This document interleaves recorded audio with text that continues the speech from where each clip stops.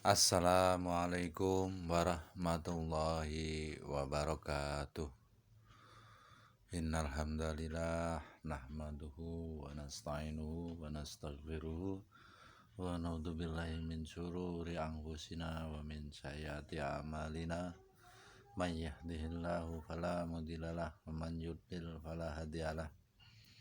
Asyhadu an la ilaha illallah wahdahu la syarikalah wa asyhadu anna Muhammadan abduhu wa rasuluh. Rabbi shrah li sadri wa yassir li amri wahlul 'uqdatam min lisani yafqahu qawli, amma ba'du.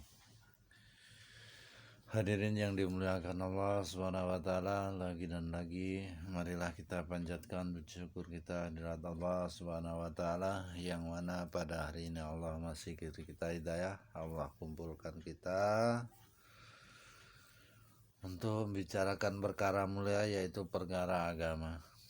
Salawat dan salam semoga senantiasa tercurah pada junjungan kita Nabi besar Muhammad Sallallahu Alaihi Wasallam serta keluarga, sahabatnya, dan juga para pengikutnya yang senantiasa istiqomah di jalannya. Amin amin ya rabbal alamin. Kita mulai taklim malam hari ini dari kitab Fadilah Sholat, ancaman bagi yang tidak berjamaah selepas mendengar azan. Hadis kedua, an Mu'adz bin Abbasin radhiyallahu anhu anna Rasulillah sallallahu alaihi wasallam annahu qala al jafa'u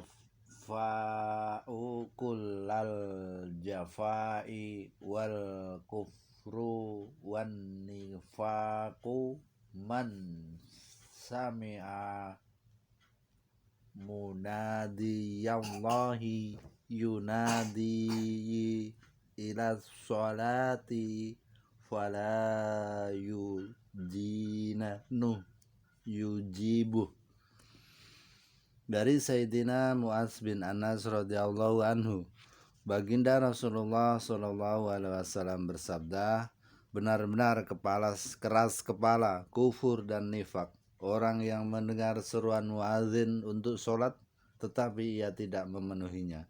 Hadis riwayat Ahmad Tabrani dari kitab At-Targhib.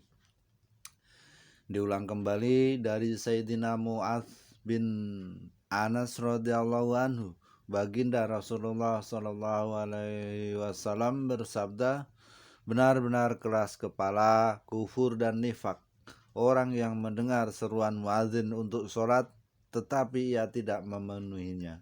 Hadis riwayat Ahmad Tabrani dari kitab At-Targhib. Faidah, sungguh keras ancaman dan celaan dalam hadis ini, sehingga perbuatan seperti ini digolongkan sebagai perbuatan orang kafir dan munafik, seolah-olah hal itu tidak mungkin terjadi pada diri seorang muslim. Dinyatakan dalam sebuah hadis yang lain, cukuplah keburukan dan kerugian seseorang jika ia mendengar azan tetapi tidak memenuhinya.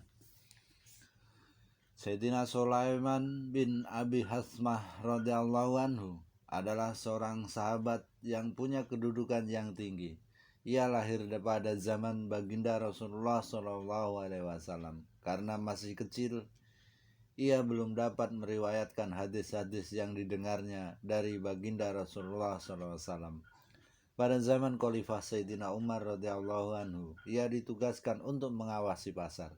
Suatu hari Sayyidina Umar radhiyallahu anhu tidak menjumpainya dalam sholat jamaah subuh. Lalu Sayyidina Umar radhiyallahu anhu pergi ke rumahnya dan bertanya pada ibunya, mengapa Sulaiman tidak datang sholat subuh berjamaah hari ini? Ibunya menjawab, ia sholat sunnah semalam suntuk, kemudian ia sholat subuh di rumah.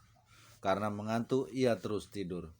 Sayyidina Umar radhiyallahu anhu berkata, aku lebih menyukai sholat subuh berjamaah daripada sholat sunnah semalam seuntuk.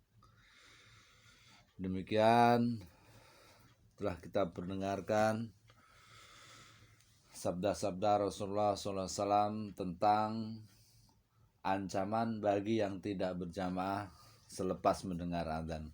Semoga Allah SWT memberi paham kepada kita untuk senantiasa amal dan sampaikan.